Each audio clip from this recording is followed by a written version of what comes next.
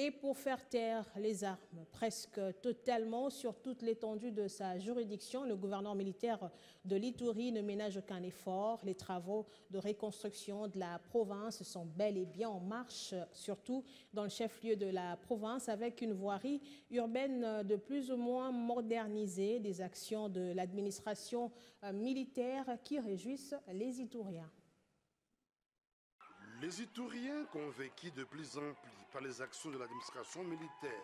Sur le plan sécuritaire, Luc Malembe donne ce témoignage qu'il juge des vivants grâce à la philosophie du chef de l'État. Il faut être honnête aujourd'hui et reconnaître que le gouverneur Luboya, sa méthode fonctionne. Quelle que soit la méthode qu'il a utilisée, nous tous on aurait souhaité qu'il neutralise tous les Codeco, les Zaïre, les Chini, Akilima par les armes. Mais il a utilisé une autre méthode de les conscientiser, de leur parler parce que c'est des Congolais, des Ituriens comme nous. Et sa méthode fonctionne. Nous, ce qui nous intéresse, c'est les résultats. Nous notons que pour une fois dans cette province, on peut passer un mois sans compter de morts à Djoub. En ce qui concerne les infrastructures en province de l'Ituri, le commandant des opérations et gouverneur de l'Ituri a défié toutes les aventures, selon lui, un défi majeur pour ses successeurs. Écoutez, et je voudrais le dire ici, parce que je vois, on est dans le débat des gens qui veulent être des candidats gouverneurs demain, c'est de leur droit.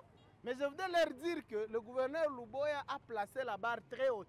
En tout cas, c'est lui qui dit qu'il va devenir gouverneur de cette province, qui va succéder au gouverneur Luboya, qu'il sache que ça ne sera pas facile. Et on note que sous Luboya, pour une fois, le goudron est arrivé à Sayo, le goudron est arrivé à Hoho, le goudron est arrivé à Kanyasi, le goudron est arrivé à la mairie, là où nous sommes ici, le goudron est en train d'aller à Lembabo.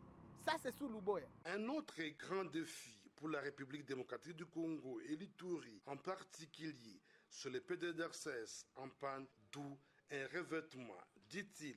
Aujourd'hui, tous les groupes armés sont là, ils ne tuent presque plus. Alors, ce qu'ils attendent, c'est la démobilisation. Et ça, c'est Kinshasa qui doit le faire. Et il faut des moyens.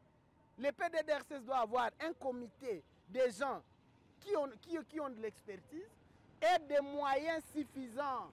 Ces messages de cet opposant proche de Martin Fayoulou interpellent sans faille les Ituriens. Dans l'ensemble,